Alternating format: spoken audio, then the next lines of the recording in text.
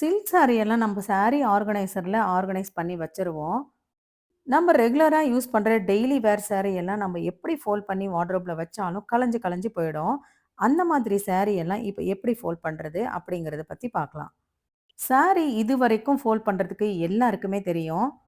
கடைசியா ஒரு ஃபோல்டிங் இருக்கும். இந்த ஃபோல்டிங்க நம்ம பண்ணி முடிச்சிடலாம்.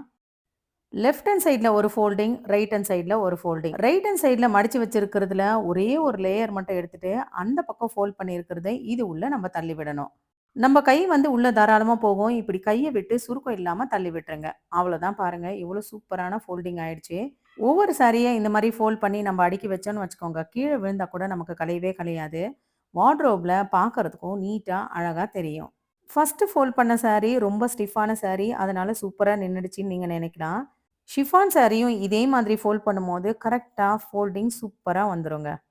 வார்ட்ரோப்ல சாரி வைக்கும்போது நம்ம உள்ள தள்ளி விட்டோம் இல்லையா? அந்த பார்ட் வந்து செவத்து பக்கம் வர்ற மாதிரி வச்சுருங்க. எல்லா சாரியோட சைஸும் ஃபோல்ட் பண்ண பிறகு ஒரே மாதிரி இருக்காது.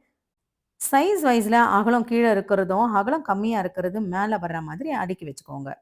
இதே மாதிரி நம்ம சேனல்ல குர்தா, அனார்கலி குர்தா, பிளாசோ எல்லாம் ஃபோல்ட் பண்றத நான் அப்லோட் பண்ணியிருக்கேன். இந்த வீடியோவோட ரிலேட்டட் வீடியோ நான் கீழ குடுக்குறேன். பார்க்கணும்னு நினைக்கிறவங்க பாருங்க. Thank you.